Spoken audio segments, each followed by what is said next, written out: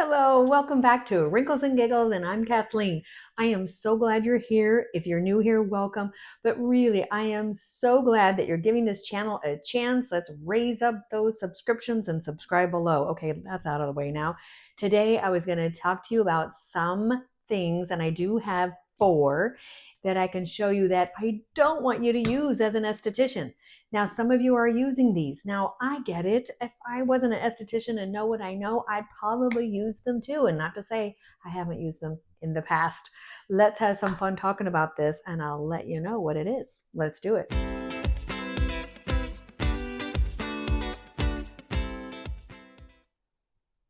Okay, like I said, we are going to talk about some of the things that I do not think that you should use as an esthetician. And most of us estheticians or plastic surgeons or dermatologists would agree. But if this works for you, a couple of times when I had ladies come in with the best skin ever, I said, well, who can argue with you? If you've been using this for years and your skin looks this good, you can keep using it. But for the majority of us, I really want to say, think about this. Okay, so it was one of all the rages to use estrogen cream, that not only if you got prescribed estrogen cream, but if you had over-the-counter estrogen cream to use on your face.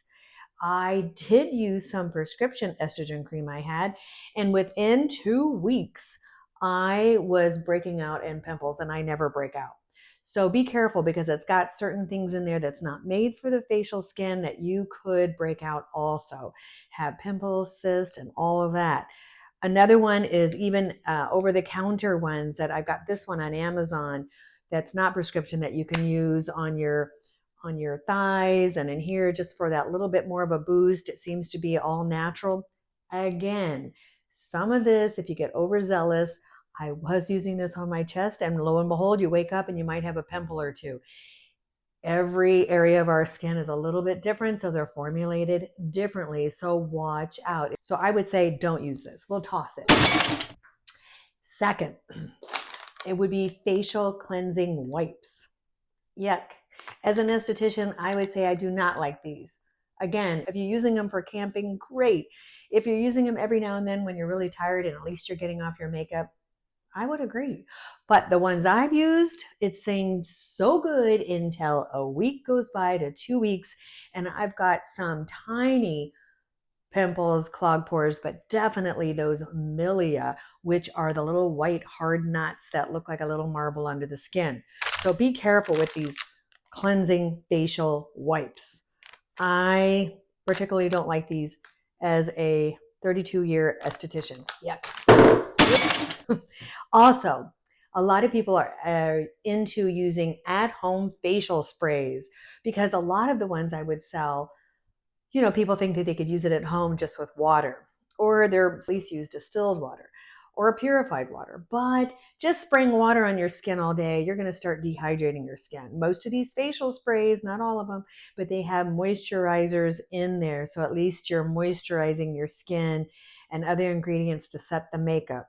I would say be careful with at-home facial sprays. Don't do it at home. Buy them where they have moisturizing ingredients. Okay, be wary. Don't want you to get all dehydrated and crispy skin. Okay, we'll throw that one out. Next, whoa, this is a big one. I know a lot of you are like, what? No way, I'm going to keep using this. It'd be Vaseline.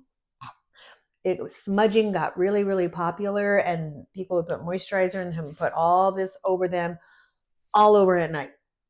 And you know what? I have to admit, you do this a couple of nights and you are sold.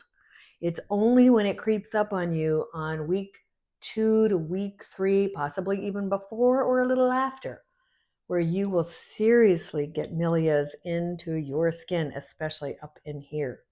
I know, before I became an esthetician way back, I used to put Vaseline under my eyes because they were so wrinkly. I'm telling you, I had little milias all over. I thought that was natural. They were kind of way underneath the skin until I went to esthetician school and I stopped using this. So try to find something for your quote slugging, maybe like the snail mucin gel that is all the rage, but strict Vaseline is going to be a really thick petroleum, and you're going to run into problems. Now, if you've been using this for umpteen years and you swear by it, I want you to put a comment below, and I want to know, because there are some people and they absolutely have beautiful skin. It does seal in kind of your own warmth, and therefore moisturizing within because you're holding everything in, but the skin can't get air and it will eventually clog. So I would say no to this.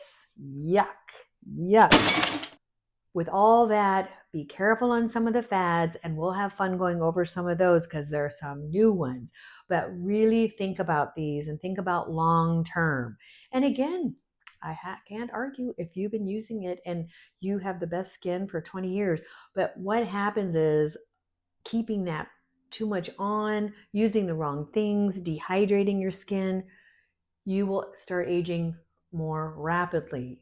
What we want to do is not take back the years and look 20, 30, maybe 40, but no, as we age and we want to look more refreshed and glowing and healthy skin. That's what we want. So we don't want too much Botox, too much fillers, too much plastic surgery, although I've had my share, but I'm letting it go because now in the 60s and 70s, I want to cherish every moment and love my age more than I ever have. So I hope this helps you.